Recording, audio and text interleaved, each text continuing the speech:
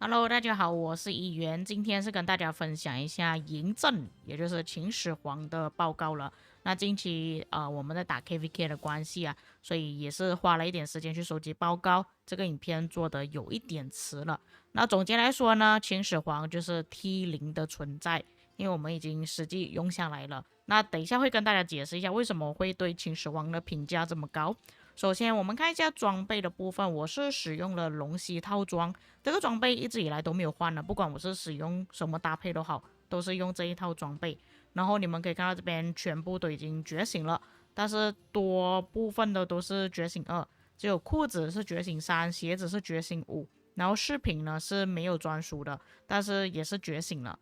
至于军器方面，我是有2个专属铭文，2个普通铭文跟一个专精铭文。那这边数值呢，基本上攻击、防御、生命，最后是所有伤害提升2%。那这个装备饰品啊，还有这个军器呢，应该是正常玩家都可以达到的吧？我相信啦，因为有比我装备更好的玩家，或者是军器比我更好的玩家。这一天赋方面呢，原本我是想要测试2种不同的天赋，但后来我才发现到我一直忘记换天赋，所以其实我只是用到了这个天赋。其实这个天赋比较适合其他工兵使用。诸葛亮的话，应该用这个天赋。为什么诸葛亮要用不同的天赋呢？为什么诸葛亮最后野性呼唤不需要点选？因为诸葛亮他其实可以恢复怒气。他恢复怒气的时候，我有去看过那个报告，其实是已经超出了，就是你每个回合能够获得的那个怒气。所以其实严格来讲，诸葛亮是不需要点到这里的，他反而可以点到最上面这一点。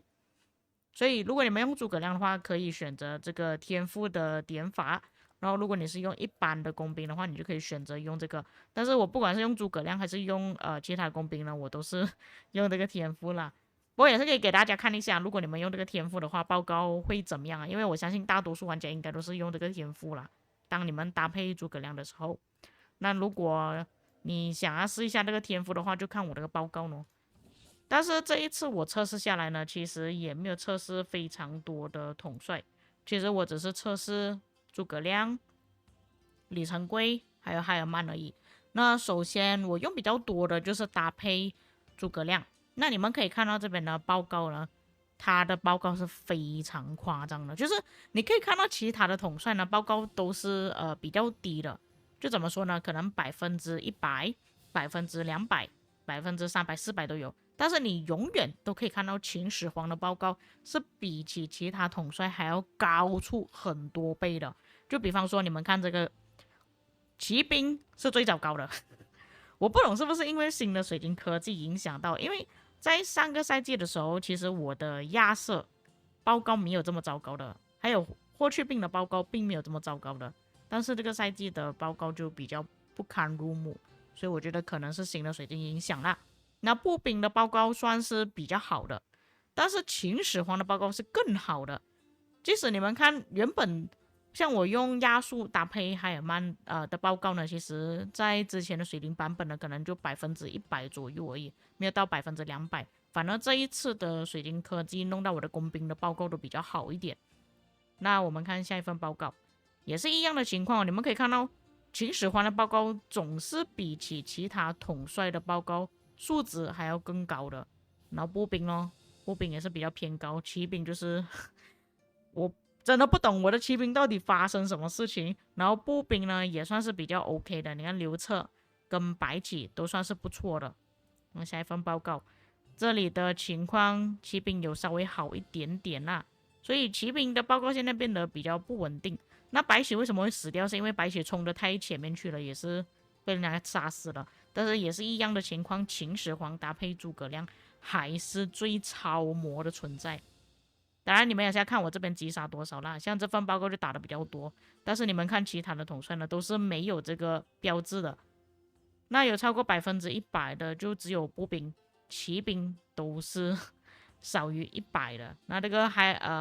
亚述跟海尔曼发生什么事情，我就不知道了，我忘记了。那这个也是一样，嬴政、秦始皇的报告也是最高的，其他统帅要么就是不畏强敌，不然就是低于100%就是一般般啦。这个也是秦始皇的，你们可以从这边看到那个头像，秦始皇、诸葛亮报告也是最好的，其他的就是低于50%或者是100%左右而已。所以我就说，为什么我会觉得秦始皇他是超模的存在？他是比起之前我们讨论那些什么很强的统帅之中最强的那一个，哇，不愧是秦始皇啊，第一个皇帝。所以可以看到，哇哦，太离谱了。不过有时候像刘彻也是可以打出蛮好的报告啦，但是多数情况下，秦始皇的报告都是好看的。就也像我这边的报告，多数都是亏的情况下，他还是可以达到很好的报告。你们可以大概看一下啊，有时候这个霍去病会发神经啊，我不懂发生什么事情。有时候报告打得很好，有时候打得很糟糕。但是秦始皇、诸葛亮他的报告是非常稳定的，都是在上水平、很高水平的。所以这边你们可以稍微看一下，这边全部都可以看到我击杀了多少的部队，然后那个比例有多少。这边为止全部都是诸葛亮搭配诸葛亮的，你看他可以连续打，因为他是打多个目标，他只是他的普攻变成了技能伤害嘛，但是他可以打多个目标，就变成说他每一次打出去的普攻呢，都可以打到至少六个目标，所以他的报告才会这么长，他可以拿到战损才会这么多。秦始皇这个设计是真的很离谱的存在，你看，甚至1000%的报告都有，你们能想象到多么离谱吗？而且这个我是连续打嘞，这个报告也没有说打很短的，不是说砰一下就走掉了，我这边都拿到了247万的击杀，然后对方才22万而已，然后你再对比我其他统帅，哇，真的是天差地别啊，差好多哦，真的太离谱了。你看300%的击杀比例，这边拿到448万的击杀积分，真的很离谱。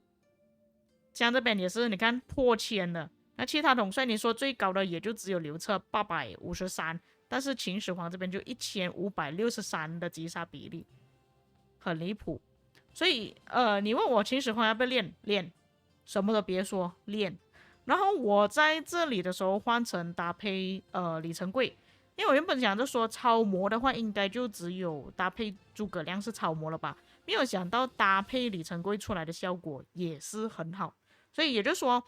假设你没有诸葛亮，因为我相信有一些玩家可能刚进入征服赛季啊，可能金头并不是很多，没有办法去觉醒诸葛亮，或者是太多的统帅，那你们可以选择用秦始皇搭配李成桂。因为如果给我去选择诸葛亮跟秦始皇的话，我会优先选择秦始皇，因为秦始皇你打普攻都是打红字了，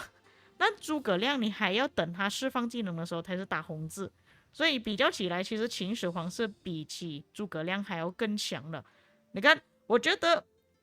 并不是说李成桂有多强，而是秦始皇很强，所以李成桂搭配秦始皇也变得更强了。所以你们也是可以看一下这边的报告。但是这边我用秦始皇搭配李成桂的报告没有很多啦，但是后来我都是一直用秦始皇搭配李成桂，报告都是好看的。然后后来我还有尝试用秦始皇搭配海尔曼，可是报告一般般的，真的是有一点不太适合。虽然它的击杀比例还算是比较高的，但是你们可以看到它对比其他统帅呢，其实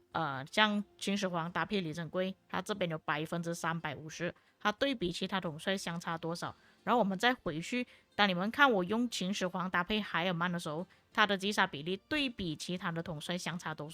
少？其实没有说特别高或者是特别低，就是差不多吧。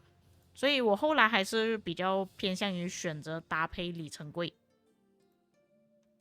报告都是特别好的。你看，就讲你不一定要拿诸葛亮来用啦，因为反正我相信玩到征服赛季或者是 KVK3的玩家，多多少少应该都是已经有里程柜了。所以，与其你的里程柜放在